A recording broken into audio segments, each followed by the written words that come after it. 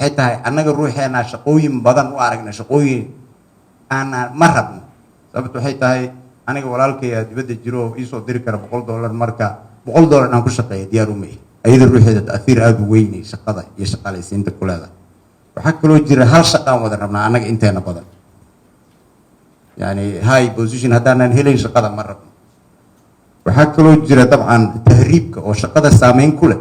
sababtu waxay tahay aniga waa tahriibaya Greegan sii maraya Sweden waxaan ka helaa ama qaxooti ama kan maba shaqeynayo marka waa ku riyoona 24 saac saan u tahriibi lahay ayada haddaanan qabanin waxa weeye waxaan isleeyahay marka arrimahaas oo dhan waxay saameyn iyo aad weyn ku leeyihiin understandingka shaqada aan ka haysano dabcan see shaqo loo abuuraa qayb muhiim oo ka mid ah dabcan wasiirka faahfaahin doona laakiin waxaan isleeyahay horta inta taalo ruuxeeda laguma ganacsana shaqooyin aad u badan oo la qaban karo dad badan aad arkaysa maanta qof in loo waayo berri loo waayo sababtu waxay tahay qofkan fahankaas kala duwan oo ku jira yaa sabab u ah xalka aan raadino marka sidee loo heli karaa shaqo ku filan dhalinyarada shaqo la-aanta ani waxaan aaminsanahay waxa ugu weyn Soomaaliya ka maqan oo aan sugi la'nahay waxay tahay in maaragtay sectorskii ama qaybihii maaragtay wax soo saarka ahaa inaysan shaqaynin oo ugu horeyso beeraha xoolaha kalluumaysiga wax hadda shaqeynaya waa service industry oo aada u kooban haddaanan laga shaqaysiinin saddexdaas qaybood weligeed shaqo la-aanta aada u bahnaansanaan doontaa waayo saddexdaas qaybood waxay ahaayeen meesha ugu badan oo shaqaalaha ay ka shaqeeyaan waxay ahaan jireen meesha ugu badan oo dakhliga dowladda kasoo geli jiray 72% dakhliga dowladda wuxuu kasoo geli jiray saddexdaas meelood kasoo geli jiray qofka bini aadanka inuu noqdo sida baranseedka oo kale dulku noolaad noqonaysa way ugu fikireen mashruuc la imaada dad lacag haayo oo aqoon lahayn aad helaysaan ood ka gadaan hadhowna kiya idin dilaacaya waa idin baryaa dulku noole inaad noqotiin ha ahaanina kaliya inaad shaqo sugtaan kaliya ha ahaanina shaqeeya marka midna innaga naftirkeeda qaybaan kana inaan isdilo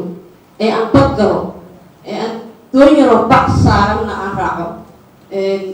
justification ima noqonayso marsi ima noqonayso waddankeygii yaan shaqo ka waayo ima noqonayso inaan nafteyda halaago ilaahay asaaba ku kalifinbo laa yukallifu llahu nafsa ilaa wascaha yani waxaan naftaada awoodi karin ba laguguma kalifin marka inaad bac intaad la aaliyayay badweyn aad arkaysid aad beri lahayn aad naftaada ku aaminto shaqo la-aan uga carray ma qabo laakiin ciqdi iyo xanuun haayo iyo dhalinyarada Soomaaliyeed u carray laanno haddaysan waddankoodii awood ku lahayn oo shaqooyinka aysan free u ahayn aysan helaynin haddii qabiilaadka loo kala qaybsanayo qabiilkiis uusan awood ku lahayn ama xildhibaankiis oo fircooneyn marka shaqooyin inoo kala aad oo adag tahay markii la yidhahdo shaqo abuurista dowladda ayada ay noqoto cidda ugu badan oo loo shaqo taga oo shaqadan marna si toos ay u abuurto shaqo marna si aan toos ahayn tusaale ahaan si toos ah inay u abuurto shaqo oo xafiisyadeeda loo shaqo tago si aan toos ahayn inay u abuurto oo yacni inay hay-ada ama qolooyin kale konturaad ay la soo gasho oo ay u xujayso meesha ay lacag badan ka qaadi lahayd inay dhalinyaro badan oo Soomaaliyeed ay shaqaalaysiiyaan oo kale bedelkii ay ka qaadi lahaayeen canshuur badan sidaasaa jirta marka dowladda arrintaas kama arko gaar ahaan aniga marka waxaan rabi lahaa waxaan weydiin lahaa marka maxay dowladda arrintaas u sameyn la'dahay oo ay si toos ah iyo si aan toos ahaynba ay shaqo u abuuri la'dahay wasiir idinka shaqadiina wasaaradda maaliyadda ma inaad salary bixisiin oo dowladda siisiin mise waxaa jiraan mashaariic aad u sameyseen oo shaqo abuuris ah ummadda Soomaaliyeed khaasatan dhalinyarada tan kale sidaan wada ognahay airportka iyo dekedda shaqaalihii hore ee ka shaqeyni jiray kama shaqeeyaan oo waxaa lagu sameeyey waa la yareeyey oo shirkadaha gacanta ugu jiraan dadkaas ma la dhihi karaa duminta iyo waxay ka qayb qaadanayaan iyo dhaqaale xumada waddanka in ay ummadda Soomaaliyeed sii tahriibaan mase waxaa idinku ogtihiin waayo idinkaaba raalli ka ah marka suurtagal ma tahay inaad ku khasabtaan wasaaradaha oo wasiirka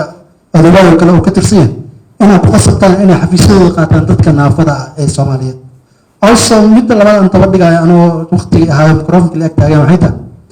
suurtagal ma tahay inaa cashuur dhaaf u samaysaan dekada iyo airportka markay ka imaanayaan somaliland markaan ayaa hore ka tegey wax cashuura lama weydiin baasaboorkeyga waxaa la maray si free ah waxaad ii sheegay qofka hadduu naafiya inaan wax cashuura laga qaadin qalabkiisa iyo asaga intaasna waa ku darlaamaasanta waxaan oran lahaa ama soo jeedin lahaa in la sameeyo maxaan ku raahdaa wacyigelin caama oo heer national ah oo gobolladoo dhan laga fulinayo oo dhalinyaradu access bay u leedahay in iyaga loo adeegsado inay dhalinyaradu iyagu iswacyigeliyaan oo gobollada gaadhaan oo qofka dhalinyarada uu dareemo inuu yahay qof loo baahan yahay oo waddankiisa qiimo ku leh oo maxaan ku raahdaa uu arko marka macnaha qaabka loogu doodayo iyo wax uu yahay uu dareemo macnaha messagekaasi wuxuu noqon karaa message damqasho ay dhallinyadeenu dareento qiimaha ay leeyihiin iyo inay waddankooda ku nagaadaan inay wax la soo bixi karaan shaqo la-aan waa jirtaa shaqaale la-aan waa jirtaa labadu waa jiraan anaa yaro dugsi dhexa dhigto oo joogo meel Mauritania lahaa macalinkeyga wuxuu ii sheegay hawadeena iyo badeena dadka isticmaala canshuurta laga qaaday inay qaramada midoobe qaadan jirto bil walba iyo maalin walba diyaaradooda hawadeena mari jirtay badeena mari jirta canshuurta laga qaaday deynteena way ka badan tahay aaway wasaaradda maaliyadda maysan la xisaabtamayn oo xaqeenna loo soo celin barnaamijkeenu wuxuu ahaa annaga inaan dacwadiina gaadhsiino madaxda qaranka aragtida dhalinyaradu noo keeneen iyo ballanqaadkeenu in iswaafaqo su-aalihii laga hadlay waxay ku saabsanaayeen shaqo iyo shaqaale hal su-aal aan idin weydiinaa ma xoola raacataan nahay mise xoolo dhaqato waxaan nahay xoolo raacato xoolo dhaqatadu way ku nacfiyaan xoolaha way dhaqdaan way xanaaneeyaan dunida qofka insuransiga nolosha ugu sarreysana waa ka xoolaha leh soo maha laakiin annaga ka xoolaha lihi waa ka ugu dharka jeexjeexan